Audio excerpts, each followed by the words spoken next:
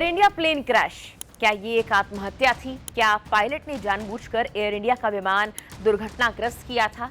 Air India के pilots ने crash से पहले बड़ी गलती की थी।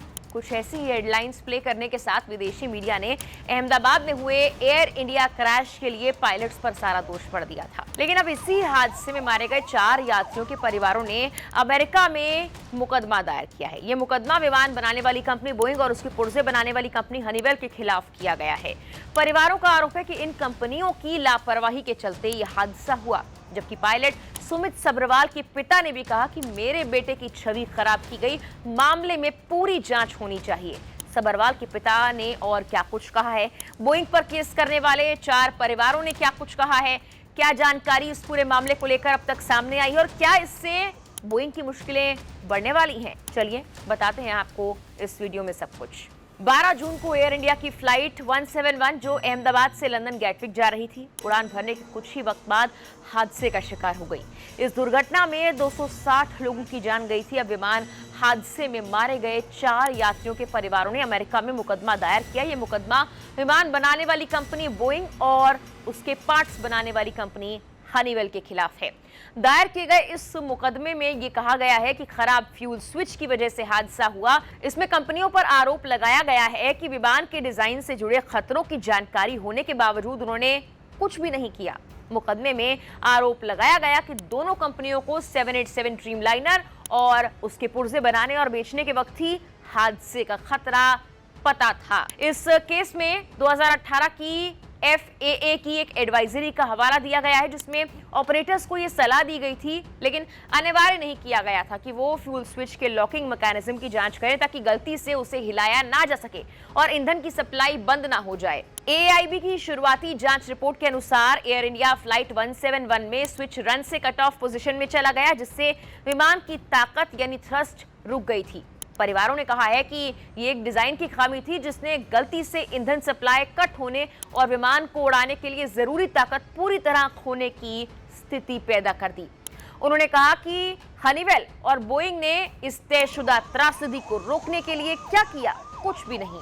परिवारों ने, जिनका केस टेक्सास की लैनियर लॉ फर्म लड़ रही है, कहा कि बोइंग और हनीवेल ने सिर्फ एक हल्की सी सलाह पर भरोसा कर कुछ नहीं किया, जिसमें सिर्फ स्विच चेक करने की बात कही गई थी। इस हादसे की पूरी रिपोर्ट 2026 में आने की संभावना है, जबकि एयर इंडिया विमान हादसे की शुरुआती रिपोर्ट पहले ही सामने आ चुकी है। हालांकि इस रिपोर्ट के बाद पायलट सुमित सब्रवाल को लेकर कई तरह की अटकलें लगाई जा रही थी। उनके पिता इस चीज से काफी नाराज रहे। उन्होंने केंद्र सरकार से इसकी औपचारिक जांच की मांग की। इसको लेकर उन्होंने नागरिक उड्डयन सचिव और AAIB महानिदेशक को पत्र लिखा है। पत्र में उन्होंने कहा कि हादसे के बारे में चुनिंदा जानकारी लीक होने से ये अटकलें लगाई जा रही हैं कि सुमित भारी दबाव में था और वो आत्महत्या के बारे में सोच रहा था। 91 साल के पुष्पराज सब्रवाल ने अपने लेटर में कहा कि इस तरह की अटकलों से मेरे स्वास्थ्य और मानसिक स्थिति पर भी बहुत बुरा असर पड़ रहा है।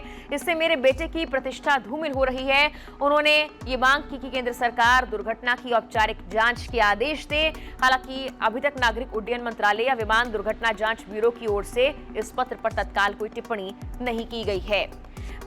बता दें कि 12 जुलाई को अपनी शुरुआती जांच रिपोर्ट जारी होने के बाद दुर्घटना के कारणों को लेकर लग रही अटकलों के बीच AAIB ने कहा था कि अभी कोई भी निश्चित निष्कर्ष निकालना जल्दबाजी होगी, क्योंकि जांच अभी जारी है और अंतिम रिपोर्ट में मूल कारणों का ही पता चल पाएगा। हालांकि जब अहमदाबाद प्लेन क्रैश को लेकर AAIB की शुरुआती रिपोर्ट सामने आई थी, उसके बाद से ही विदेशी मीडिया ने पायलट सुमित सब्रवाल को खास तौर पर कटघरे में खड़ा करना शुरू कर दिया था। उन्होंने इसी रिपोर्ट के आधार पर ये करना शुरू किया था। इस रिपोर्ट में पायलट्स की गलती को लेकर कोई बात नहीं कही गई थी, फिर भी इन मीडिया संस्थानों ने पायलट्स को ही दोषी ठहराने की कोशिश की थी। ये तब है जब बोइंग पर जेट लाइनर्स के खराब इंजन और मैन्युफैक्चरिंग डिफेक्ट के लिए जांच भी चल रही थी। विदेशी मीडिया की एक रिपोर्ट में ये कहा गया था कि पायलट्स की आत्महत्या दुर्लभ है। उन्होंने 1997 के इंडोनेशिया के जकार्ता से सिंगापुर जा रहे सिल्केयर के एक विमान का उदाहरण भी दिया था। जबकि ब्रिटिश अखबार डेली मेल ने लिखा था कि क्या अवसादग्रस्त एयर इंडिया पायलट ने जानबूझकर प्लेन क्रैश किया, जिसमें 260 लोग मारे गए क्योंकि उनकी मां की मौत हुई थी। तमाम विदेशी मीडिया इसी तरह की हेडलाइंस प्ले कर रहे थे और ये कहने की कोशिश कर रहे थे कि सुमित सब्रवाल डिप्रेशन में थे। AAIB की 15 पन्नों की रिपोर्ट में कई अहम तकनीकी जानकारियां शामिल की गई थी, उसके बारे में भी आपको बताते हैं। इस रिपोर्ट के मुताबिक उड़ान भरते वक्त विमान की गति 180 नॉट्स पर थी। उस समय दोनों इंजन बंद हो गए। इंजन 1 और इंजन 2 के fuel cut off switch run से कट ऑफ की स्थिति में आ गए और 1 सेकंड के अंदर ये हुआ। इसके कारण फ्यूल की आपूर्ति बंद हो गई और दोनों इंजन फेल हो गए। इसके बाद कुछ सेकंड्स के लिए इंजन फिर से चालू हुए, लेकिन वो स्टेबलाइज नहीं हो पाई। इसी के चलते विमान ने उड़ान भरते ही ऊपर जाने की बजाय एयरपोर्ट की दीवार तक भी नहीं पहुंच पाया।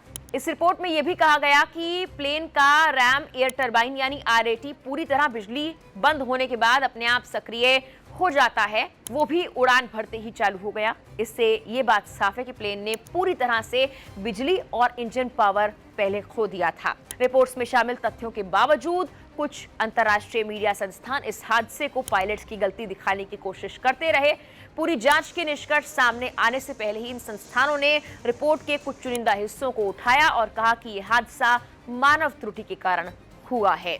फिलहाल के लिए इस वीडियो में इतना ही।